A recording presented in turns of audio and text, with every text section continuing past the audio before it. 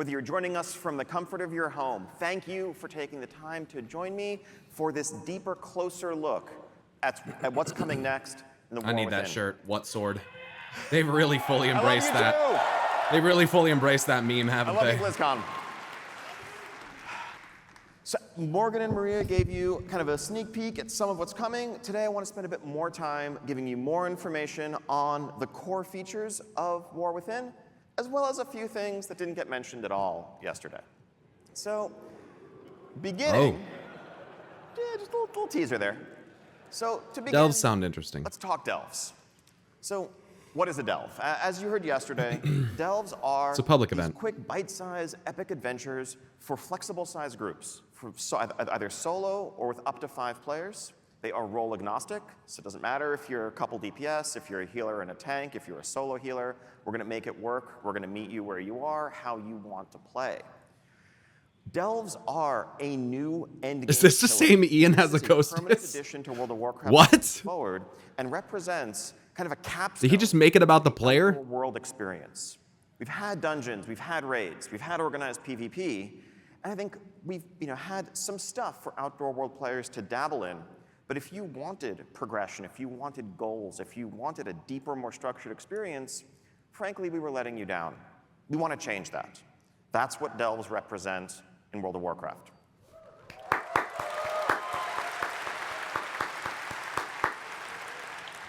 Yeah, more casual stuff. Yeah, more delves, open world kind of adventures and stuff. In all season long with variety and flexibility in how you approach it, and the replayability of the content is kind of a mainstay of what it's all about. But also want to build in progression. And I think if you're an outdoor world focused player, a lot of the time it's just about. Not gonna lie, sounds a bit like Variant. Oh my god, dude. Completing an event, Oh my but there fucking aren't god. necessarily goals to work towards. There aren't necessarily reasons to be excited about getting an item upgrade because it's going to let you do something you haven't been able to do before. A different No, you're built good. into delves is going to enable us to offer that. Now, there's a lot of lessons we've learned over the years from building this type of content, whether it was Torghast in Shadowlands, Island Expeditions, scenarios, you can throw in horrific visions in that list. We've learned a lot about how to tune these sorts of experiences, how to design them for flexible scaling groups of different sizes. Bro, if you think the comparing games here is bad, you should read the comments on my videos. People cannot stop comparing 14 and WoW. It is the most insecure thing I've ever seen, and I can't fucking stand it. People have got to chill. Saying this is an endgame. People have got to Is chill. that it's an offering in parallel to the others, to It will always happen, I know. It's just the first time for me that I'm caught between 2 different games where it's happening. We're there for you. It's the first time for me where it's like the voices are coming from both sides. And you just want to focus on that. We're not looking to add another item to the checklist. It's wild. You feel you have to do. It doesn't like make me mad. It's just kind of overwhelming. That's all. That, we did kind of say everyone has to do this, whether you like it or not, whether you'd rather do something else or not.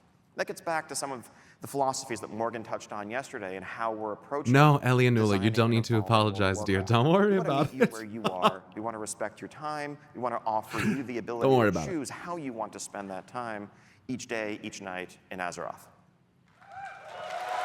It gives me Xbox versus PlayStation vibes.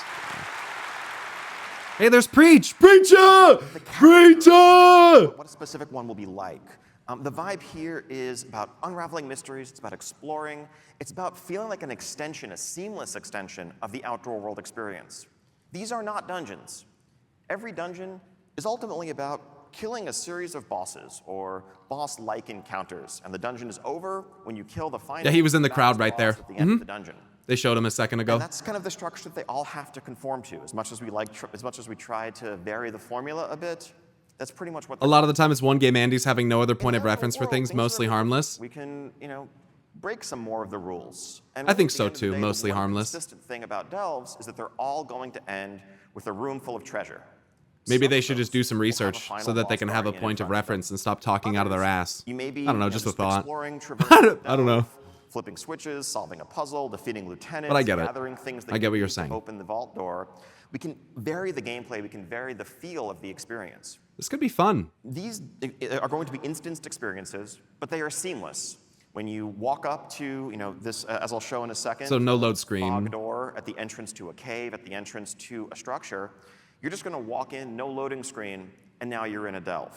Let's go. It's like a lost sector. It feels like part of and an extension of the outdoor world. Yeah, comparing what you're hearing about to something you're familiar with to make sense of it's harmless. Yeah, of course, yeah. The people who claim that the one game is ripping off the other, however, yeah, those people are idiots and they're cringe. Into seasons.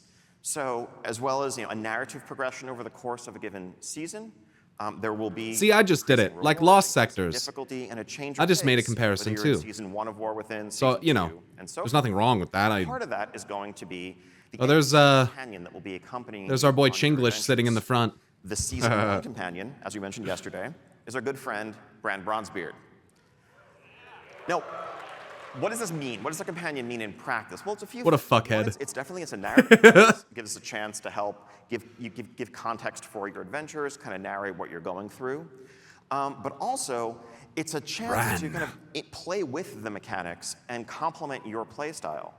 As Bran adventures with you, you might find some gear. I love that emote. You might be able to gear Bran up. You'll be able to spec him and customize his abilities to complement what you or your friends are bringing to the group. That's cool. cool. Want more survivability, whether you want help with someone to tank, whether you want more control. It's cool that it's Bran Bronzebeard too, because he's like a historian, an archaeologist.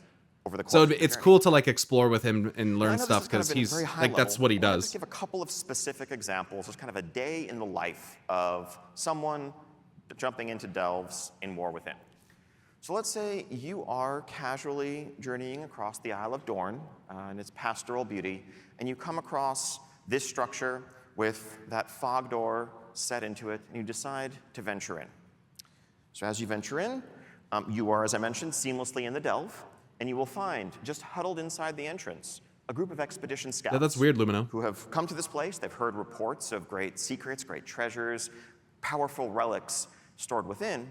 But they've been unable Fog door, ripped off Dark Souls. Because they tell you, and Bran is among them, mind you, they tell you, this place, there's an unnatural, there's a disturbing darkness that has settled over this entire vault, and we can't proceed. Fortunately, they have in their possession a relic that they have brought that is an enchanted candle that can light the way. It has a little light radius around it. If you think back to the Vault of the Warden's dungeon, if you remember that in Legion, what the basement was like, where it really felt like just like a dark, scary place, but you could have this beacon in the darkness to guide your way. You have one of those. Oh, right. Yeah, that's a good dungeon. I like Vault. Limited fuel. Legion had fucking fire dungeons. Because no pun intended. Going to get trapped in the darkness. Fuck it, pun intended. Destroyed by the terrors within.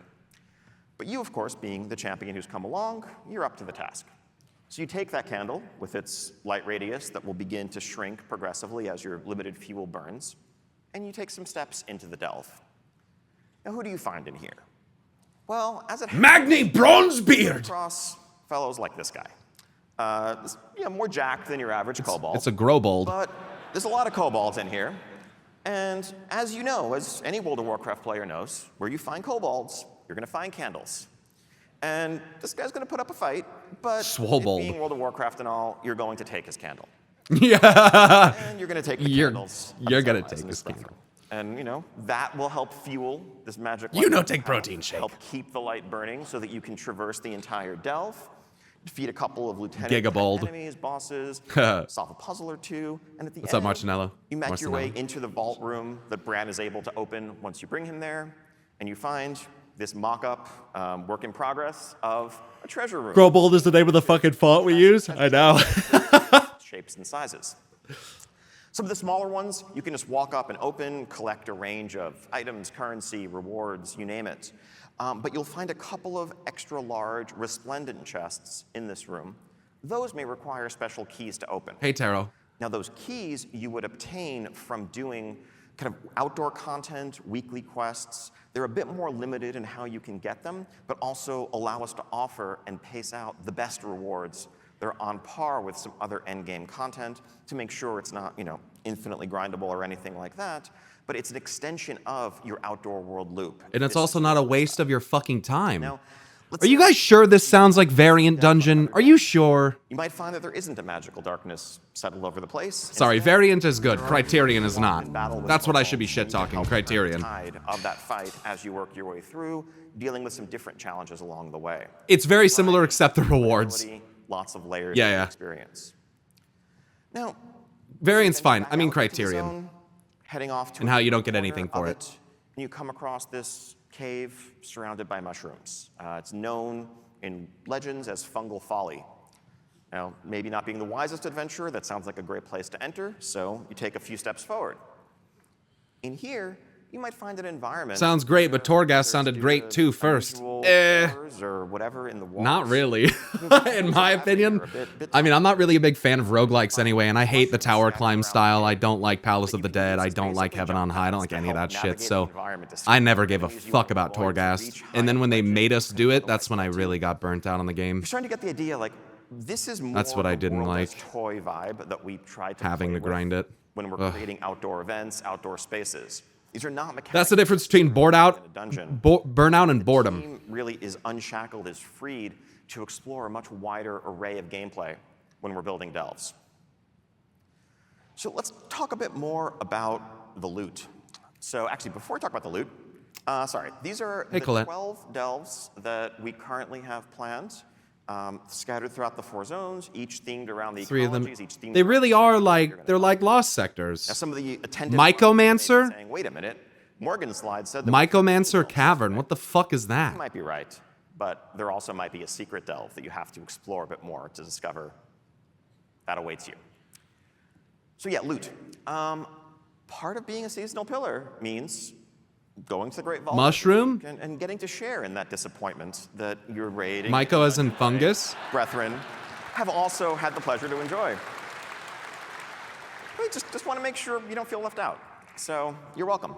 So you'll note this isn't a delves row. This is a world row, and really that is enshrining Nice. the 3 PvE pillars: raids, dungeons, world. Let's You'll go! unlock some of these slots. Raids and dungeons in WoW have been great for a long time. As well as, of course, What's really delves, lacked in WoW for a better long time is rewards world from higher content. difficulty delves. So this is Our interesting. thinking in terms of the rewards here, this is all subject to tuning, is that this should reach to, let's say, end boss heroic raid, mythic 10 to 15 type range, accessible just via solo progression.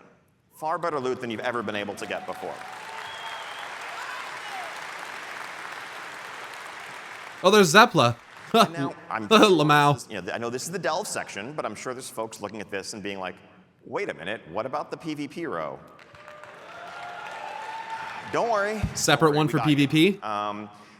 We are removing the PvP row from the vault. We're doing that based largely on feedback that we've heard that randomness and PvP gearing maybe are not the best combination. And to get that message through to us. So the way this is going to work is instead, you're going to get a whole lot more conquest. You're going to gear up at the same rate overall, but you will have complete control over your gearing path, just spending your conquest on the items that you want. With easier catch-up, if you come in late in the season, you don't have to worry about having missed certain vault weeks. Also, if you're someone who PvPs a lot and you raid, you don't have the awkward choice of that raid trinket versus the PvP item that's going to help your arena partners. Good. So, Good. That's huge. Take us back to the way it was, Ian. Thank you. hopefully, just good news for everyone. Now, aside from, just power, Oh, nice. silly hats. Cool. Nothing I like more to those say here. anglerfish These hats. just Those are scary. And I like the candle. I need a little fell green these are just a candle few on my head. examples of the array of cosmetic rewards that Need will that. be exclusive to delves, reflecting the varied ecologies and environments you're going to be facing. So, silly hats, World of Warcraft. Less silly, just as Is this a customizable mount? have amounts that they can earn over the course of a given This is not a customizable mount. customizable mount will be exclusively available through thorough completion of the delve experience. You'll note the customizability of it. This will be customizable the same way you can customize your current dragon riding drakes at the rostrum. Just modularly. Gimme! Gimme! Gimme that! More customization on mounts. Yes! Yeah, it's pretty cool. I love our artists. We do too, Ian. Trust me. Up next. If you don't love the Blizzard artists, you're a fucking dweeb. Cinematic team and art team has always been fucking nuts in this I game. could probably just save 10 minutes this panel by just saying account wide everything and just click through the next slides. But kind of that. Account-wide everything. Meanwhile, listen, I love Final Fantasy, but I'm still waiting in Final Fantasy to get an account-wide friends list. You feel me? I'm trying to get a friends list that functions no matter where I am, no matter what character. So this is nice. 2/3 of players who have a level 70 have multiple level 70s. Leslie, thanks so much for the 27 months. Most people are playing multiple characters a week. And that's not something the game, it's no secret, has always done the best job of supporting.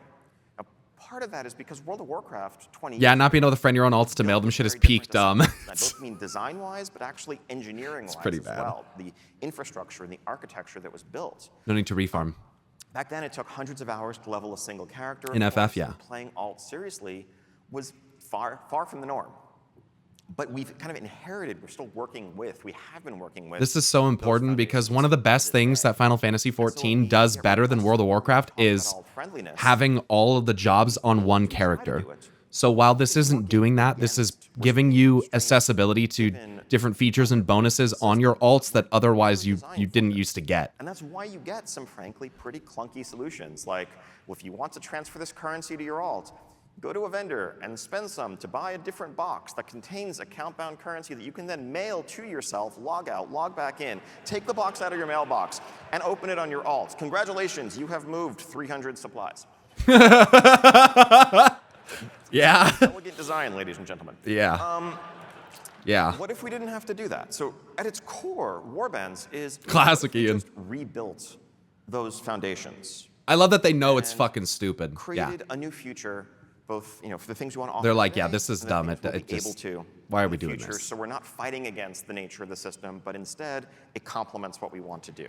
It's a nice The update, focus Coop. here is really making it convenient. Welcome back, by the way, Big Madiana and Nerlon. Saw you there earlier. Playing alts. Recognize, obviously, both of you from actively before. necessarily Thank you very much, encourage it. and People already glad want to to have do you it here. if they do it. One thing the system is not going to be is something that awards you power or makes your main more effective because you have done things on other characters or anything along those lines. If you want to play alts, do so. If you just love focusing on a single character, that shouldn't feel wrong either. Okay, now that that's said, I don't want to be that guy, but can you destroy split runs? Can you just get rid of split runs? Can you just get rid of them? Can you just make it not possible or something? Quickly, they're You should mostly get rid of them. straightforward. It's a bank.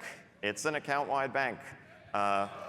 Thankfully, Wow, look at that. hopefully, you should never again have to mail something to yourself. You also might notice, and so this is giant, lots of storage, extra tabs that can be purchased on the right-hand side, so multiple tabs of these. You can organize them as you want.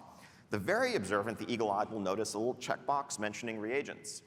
If you deposit reagents here, you can craft from the account-wide storage on any of your characters.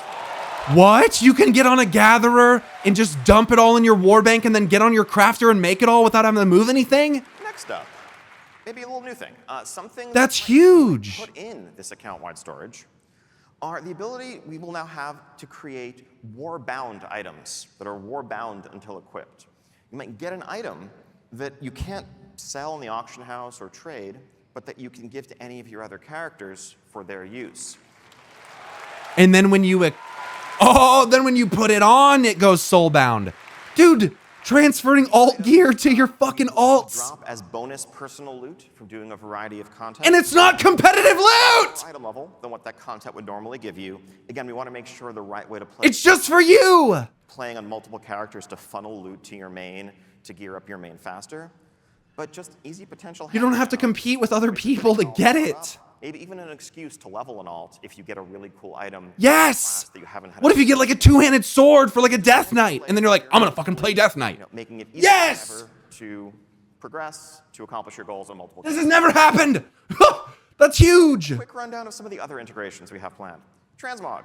Transmog. I just wish Final Fantasy XIV could do these types of system changes. If FF14 could accomplish this, it would be so much better. Running, say, Fuck! your mage and a pair of plate shoulders drop. Give me databases. Shoulders to Give me full account-wide collection. systems. Give me a friends list that works on all my characters. Fuck! Why? Why? And then, if you log on your warrior later, your warrior can equip them. You're good to go. Hopefully, you don't need to feel like you need to refarm the same stuff on as many different armor types anymore. Reputations, again, fairly straightforward. In War Within, Reputations and renowns will work account-wide. We want to make this as retroactive as possible. That will take some work over time. We're probably going to start with Dragonflight renowns as a focus and a priority and work our way backwards. But going forward, we want progress earned on reputations to not really matter which character you're doing it on. At the end of the day, it's the same content, it's the same experience. If you've gained access to some perk or some recipe, having to re-earn it, not terribly compelling.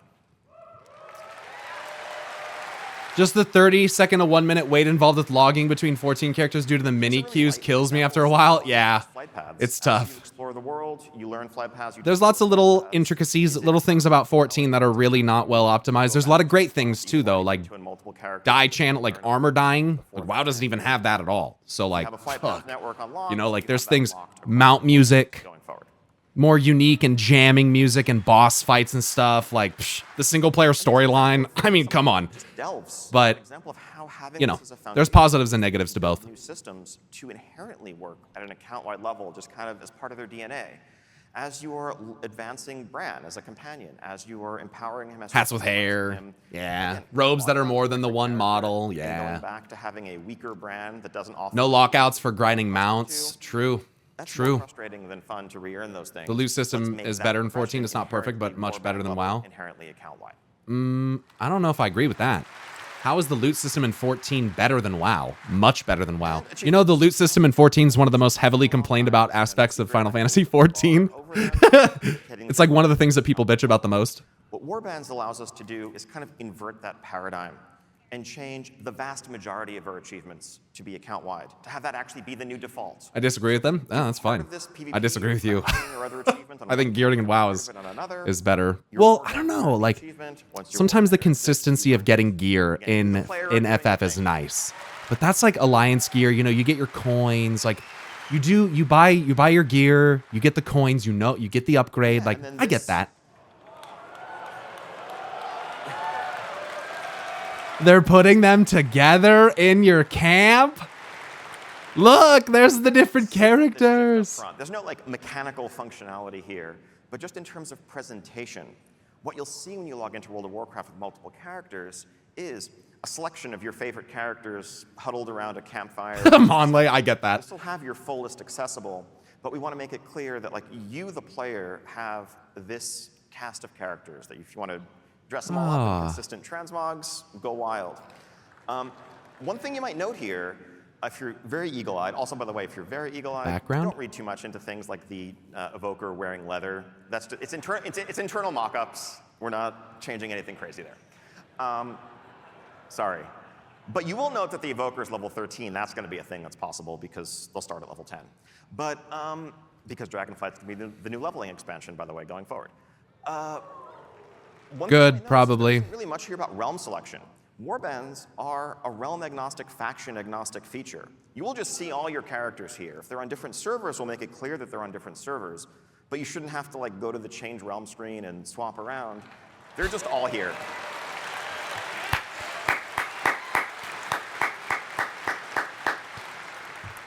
Okay. We like that. Hero talents.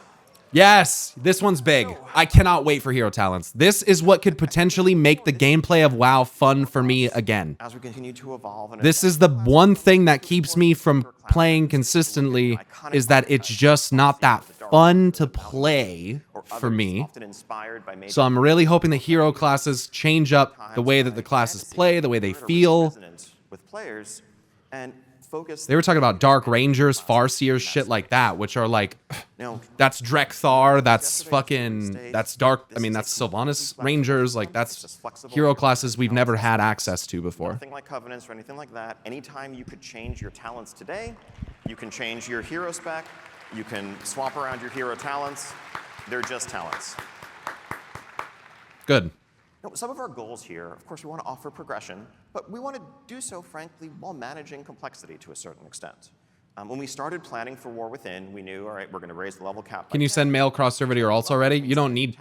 You don't need to. The kind of default option for us would have been to take. They have a bank class and spec trees that shares and just all add of a your couple stuff more rows to each between of all them, your characters. It doesn't add even new matter. funds to spend. You can just use your shared bank. We've been down that path before. We know exactly where that leads 15 years ago. There's a tremendous amount. I want to say you can send mail to alts on other servers as long as they're on the same faction, but that might be wrong. And it also destroys some. I think if they're on the same server, it's instant, or if they're in the same guild, it's instant or something, or maybe I'm just completely misremembering. You might have all of these things and need to, pick one or the other.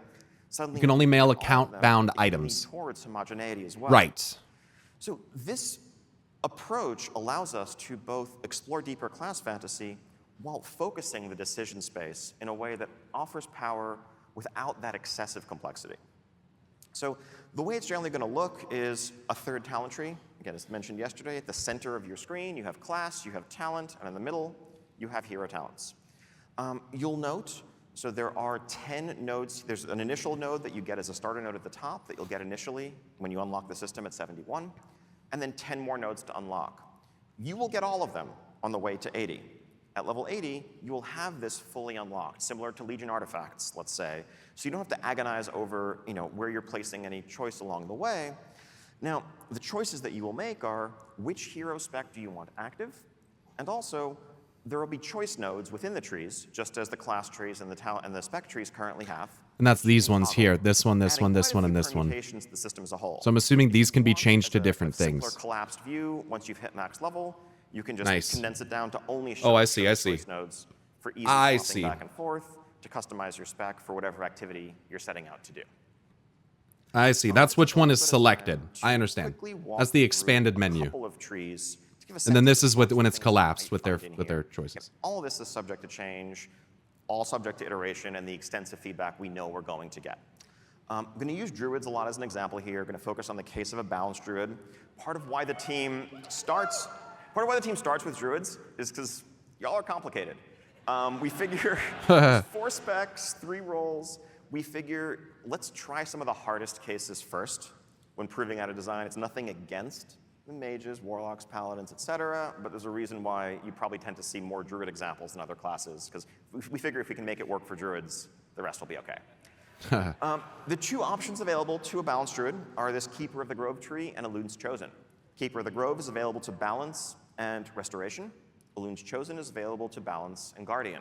The former focuses on calling the forest to your aid, on summoned treants, and augmenting their abilities and using that cooldown. I've heard Warlock's in a bad spot right now. Elun's I Chosen doubt it. focuses on augmenting It's 3 Warlock specs, and one of them is many of your always team really damage, good. Moon-themed abilities for both specs. If one Warlock spec sucks, how about you just play a Warlock and switch specs? The first node that If all 3 of your specs are bad, the game is dead. it's just kind of That's never happened baseline ever. Improvement to your throughput. Well, one time while it did, but it was for like a treants out 1 patch across cycle. the board. This just kind of emphasizes thematically. But that doesn't necessarily mean fun. That just means powerful. Having you the know. treants out more important. That doesn't mean to you anything about how in it every plays. regard. Some of the nodes in these trees are just going to be simple, straightforward passives. Not everything is going to double and triple down on the Each same tree. of your Grove Guardians increases your healing done. Like this. Moonfire. Regardless of what spec you are. They cast Moonfire on it's nearby add targets. additional damage. Interesting. Oh, by the way, if anyone's worried, wait a minute, what about the auto taunt? That's a mess in dungeons. We'll let you opt out of that. Don't worry. Or passives. I've heard Warlocks are bad from who? THD. Guys. And make you a better druid. An example of a choice node, again, this can be about doubling down on and getting more out of having the treants active. Or maybe you really don't want all of your eggs in that basket. Even though you are going into this tree, you want the treants to be important to you. You don't want 100% of your throughput to be focused in that window. You'd rather just have some baseline improvements to all of your abilities, or to some of your core abilities. This is one of the simpler choices available, but the idea is 4 different opportunities to nudge your gameplay in one direction or another within this tree. That's cool. A capstone talent, again, is often likely to double down on and amplify what the initial point was, just reinforcing that having the treants out is going to be a peak, a spike in your potential, something that you're going to play. Am I weird for not liking skill trees and talents? I like my job class being complete out of the box, or am I just weird? I think it's just 2 different ways to play. Pivoting to Elun's Chosen. Again, this is lunar themed and shared. I'm gonna be honest, I do think not having talents in Final Fantasy makes some of the jobs like really brain dead and not fun to play. Like the fact that there's no variance to the way that my machinist plays ever is like not exciting, you know? Doesn't matter if I'm an AoE or whatever. Like there's no agency or choice whatsoever. My machinist is exactly the same as every other machinist around me. And I don't necessarily know that I like that, you know, just it's kind of boring, I guess. But that does create uniformity. It can help to make gearing and stuff easier to balance because you're not trying to balance gear and stuff around different talent sets and shit. Not that gear balance is typically very hard. But like there's, I don't know. I think talents can be fun, but I also think that it's not required. Like I think in a sense, like Final Fantasy is unique in that like you still have to do job quests for some jobs to like unlock abilities and stuff, which I think is kind of interesting. And World of Warcraft used to be way more like that. They don't really do that anymore. So I don't know. It's like I could come up with like a list of pros and a list of cons for talent choices because talent choices can really make things overly complicated, and sometimes talent choices don't really matter because sometimes you end up with what people call a cookie cutter build. And that's what they're trying to avoid here is they're trying to avoid people just picking cookie cutter builds by giving them varying and different levels of benefits. Whoa, hold on. These are Soul Harvester, Hellcaller, 39 of the hero spec, so Diabolist. Diabolist, dude. Oracle, Archon, really curious to hear Sun Fury, Ilune's Chosen that they just talked about, Sand Lane. Are there any that you hoped you'd see on here that you're not seeing on here? We are, Sand Lane, building these out, but Shadow Pan Monk. Pivot on a lot of these if there's something the community is really excited about. Dude. Triple super Templar, Lightsmith, Herald of the Sun. Work in progress. That Paladin spec is called Herald of the Sun. Probably no part of the game is more, prone to iteration. And for no part of the game is the community. Solar Paladins, dude. Holy Fire Paladins, Radiance Paladins, Azeroth Paladins. Fuck the Holy Light, give me Holy Fire. Into our alpha, probably in the spring. We want to have as many. He starts to come and then he pulls out. Playable from the start, so that we have the entire alpha and beta window to iterate on them, to replace the things that aren't working, to dial them all in. To where Sentinel. Oh, that's so cool. The Sentinels are so cool. Can't wait to share. Maiev is freaky. They scared me. Really just collaborate, discuss back and forth every step of the way.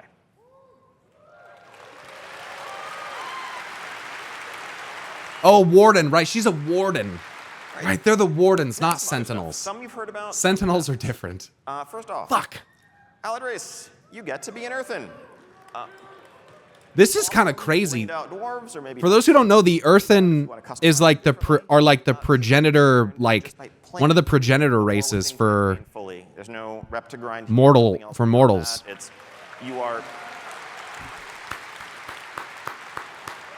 Let's go. We're meeting the Earthen as, it's a first contact in essence. You're going to learn about the nature of their problems, the nature of their culture. You're going to work with them to overcome those problems, win their trust. And at the end of that journey, it will make sense. It will be a natural next step for them to lend you their aid and join you as either. Wardens are basically moon-themed demon hunters and gear gameplay anyway.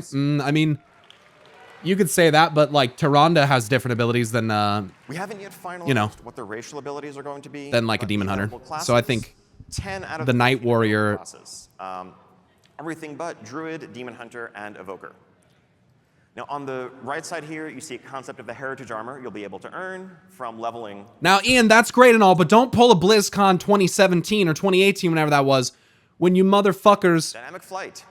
When you motherfuckers put on the slide that Zandalari, that Zandalari could be warlocks, and then the fucking game came out, and it wasn't even fucking true! So don't fucking lie to me, all right? All of those races, all those fucking classes that you just had on that list, they all fucking better be able to be a goddamn Earthen, or I'll be fucking pissed! So we just want this to be how flying works forever. But we immediately began, making plans for what that would mean because, it's the only way to go. And so dragon riding is going to become the default, no longer just dragons, but dynamic flight now. It was stupid, Wyatt. They showed it on the freaking screen. You know? Oh, weird. I meant to have 2 mounts here, but I only see Ashes on the right. But anyway. Ian, you are such a we want to expand doofus. this to the broader array of mounts that you have available. I think the only downside of dragon riding as it exists today is that you don't have much reason to use so many of the mounts that are your favorites visually, aesthetically, that you've earned and done so much to collect. You want to make sure that as much of your collection is viable as possible. So not every single flying mount is going to be able to support dynamic flight. There's some animation logistics to work with there, but as many as we can. It's a 3-digit number. We want a very wide array. Is there like a lore reason why every race can't be every class? Yes. Yeah, there actually is. That's how they try to justify it. That races who were not ever enslaved or like in long-term conflicts with the Legion, like they aren't able to summon demons and like use the Fel and stuff. It's dumb as fuck. You'll be able to dynamically fly or dragon ride. It's annoying. In fact, not just in the War Within, a little sneak peek, I think in Now. the upcoming 10.2.5 update, 10.2? you'll be able to dragon ride in Eastern Kingdoms, Kalimdor, Northrend, Outland, you name it. They're opening it up. Wow, that's sick.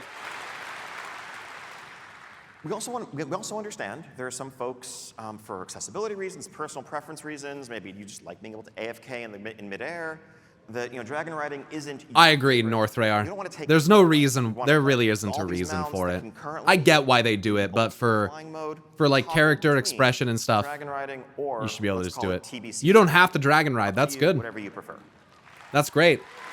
If I'm gonna fly like from like across like a continent, I don't want to do it as dragon riding. Flight will be available from the very start when you go to Castlegar and the Isle of Dorne, just as it was in Dragonflight. Will there be a possible 14 migration to WoW? Oh my god, can we just not do this right now, bro? Can you stop asking me questions like that, dog? Available right away, but it will be unlocked shortly after reaching max level with no reputation. I'm not the guy, bro. I don't know. Play through the campaign. Explore the continents, then you can fly that way as well. I got fucking mad at World of Warcraft and went and played a fucking phenomenal MMO for a couple years, and I'm gonna keep playing it, okay? Like, there's no, you don't have to pick one. You don't have to pick one. You can play both. I'm gonna play both. You know why? Because the single player storyline in the character-driven storyline in Final Fantasy XIV is better than WoW. But the grand cosmic conflict in WoW is better than 14. So, you know what? I like both. Who cares? Players to feel like they have to go back to an old expansion and fly around and collect a bunch of glyphs just to be able to explore the new expansion. And in that vein, I don't have time to play both? Yes, you do. You just don't make time to play both. If you have time to play one, you have time to play both. Instead of BFA, Dragonflight will be the new leveling experience. That might sound like a hot take, but just cut the amount of time that you play FF14 in half, or WoW in half, and then play the other. It's very easy. I only have 6 hours to play World of Warcraft on my day off. Okay. You also don't have to play both at the same time. Also true. You can take little breaks. You can take little breaks. Play some WoW for like a couple weeks. Do the new raid, whatever. Go back, play some Final Fantasy XIV. Get some relics. Do a little crafting. Go to an RP venue. Maybe like play some Fall Guys or whatever. Like go play some WoW. Come back to 14 on new patch. Get some MSQ. Like just play whatever you want. This is inspired by Silver Shard Mines with a few twists. The Ringing Deeps are a place that's full of. If you guys knew how much I played fucking old school RuneScape off of stream, you probably wouldn't even call me an FF14 streamer. Like, you guys don't even understand. Old school RuneScape is my most played MMO. So like, and I don't make any content on it. So, this is more, mirrored. Fear not that what I play is not going to dictate what I make content on, by the way. Resources, while also fighting over I like this. This is kind of sick. That means both cards have to pass in the middle. That's fucking awesome. This is something that the team has actually been playtesting internally a bunch. So I'm just talking over Ian, so I'm sorry, but so check this out. So in cart minigame, like in cart battlegrounds, it almost never ever like you'll never have carts go by each other. So what's going to happen here is this is an escort. It's payload essentially. And in the middle of this map, those carts are going to actually cross next to each other, and that is going to be fucking awesome. Adding new battleground maps. That's going to be This is awesome. an essential part of the game. Because that's going to basically, like, And there's going to be a I conflict. mentioned 10v10, but And everyone, and here's the deal. Where does everyone want to fight anyway?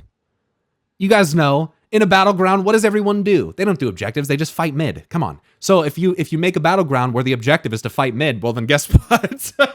You're fighting mid. You can't do it wrong, I guess, can you? a few ongoing interface updates that we're continuing to work on. Was that Lamatod? Probably. We overhauled the HUD, the action bars, the unit frames, the baseline UI experience. I'm so jealous of Todd. I'm like envious of Todd. It's not good. Want to continue chipping away. Motherfucker streams WoW for like a month, gets invited by Blizzard to go to BlizzCon. Like, what the fuck, dog? I'm happy for him, but what the fuck? What do I have to do? What do I have to do? We are looking to modernize. Please. Actually make use of, more than like a 1024 by 760. They have a camera guy finding streamers. They must, yeah. Ideally, you're not going to have to, Look at that. through multiple pages to find No more spell 7-page on your spellbook. bars. Also, we're combining what it has available rather than having two separate windows that you need to move between. I just want to be involved. I just want to feel like, I just want to get acknowledged by Blizzard. That'd be cool. Especially considering that when they give their expansion announcements, they're like reading my speculation videos on a fucking teleprompter, so it'd be really cool to like go sometime on their pocket, or like out of their pocketbook, that'd be cool. Just in a single screenshot, but we are adding a bunch of filters to allow you to hide and show different objectives, to see more quests available That's nice. at once, to filter your log for the things you care about most. Filters, more filters. Give me all the filters. I love filters. Iconography to make it easier to differentiate between iconography quests and remove updates our are reliance great. on just shades of color as much as we do, which really it is a color blindness issue for the range of quest bangs where the only difference is what color it is. And again, this is just a couple of examples of ongoing efforts. This is a project that will never be done. We're just going to continue improving and updating different aspects of the UI as we go.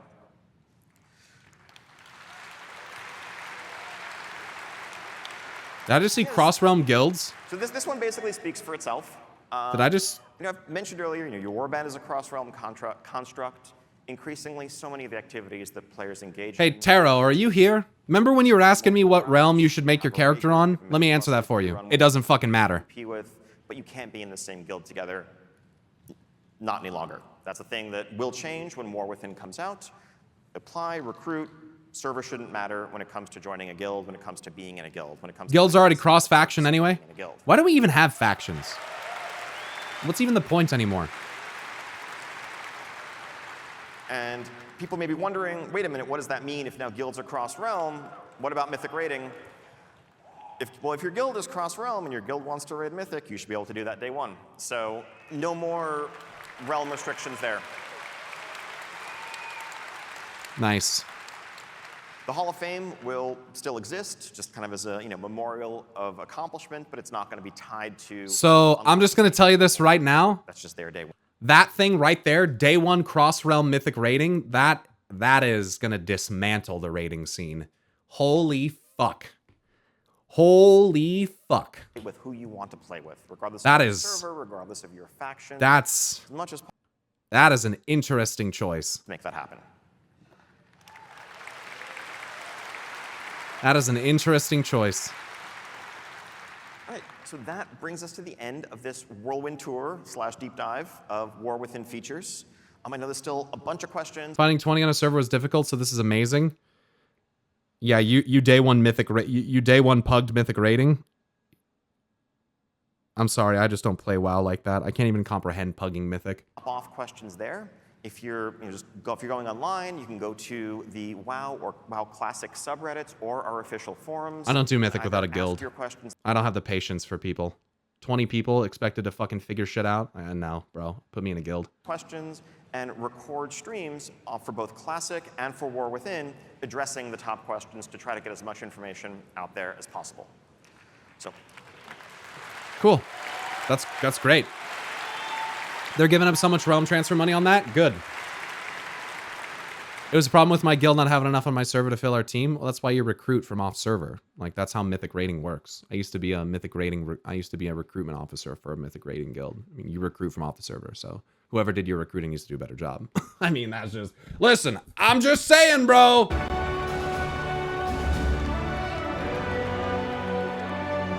Cool. Off-stream Q&A, answers next week. Probably better that way. Q&As at BlizzCon are usually really cringe and full of shit questions. That was a good presentation. They really learned how to condense what they're trying to say. They often will kind of do the Lalafell face thing where they kind of go up on the stage and they kind of overly explain all of the fucking shit to the point where like you don't really want to hear any more of it. But this time they kept it concise. They kept it to the point. And they highlighted a bunch of big changes. I mean, those were a bunch of really good. I mean, there wasn't really anything there where they brought it up and I was like, boo, like we don't want that or any of that shit. Like I kind of feel like they're pretty much all good changes. What did you think of the hero specs that were previewed? Lightsmith, for example. I think they're pretty interesting. I paused, or I didn't pause. I muted when he was explaining just all the different abilities because I don't play Druid. I don't really give a shit. I understand conceptually what they're going for, and I don't really need to hear the abilities. Like, personally, I don't give a shit unless it's like for Warlock or something that I can like relate to because I remember some of the abilities. But anyway, I think the hero class stuff is really cool. Diabolist, or Diabolist, or whatever the fuck you want to call it. Hellcaller. Those sound sick. The DK ones, dude, Sand LAYN. Oh, man. That is awesome. I've wanted to be able to play a Sand LAYN for so fucking long. So it's pretty sick that they're gonna put something like that in the game. Yeah, I'm gonna be honest, man. I think I'm gonna be pre-ordering the expansion. I even pre-ordered Dragonflight, just because I wanted to try it out, and I was less interested in Dragonflight than I am in the War Within. So I do want to pre-order it.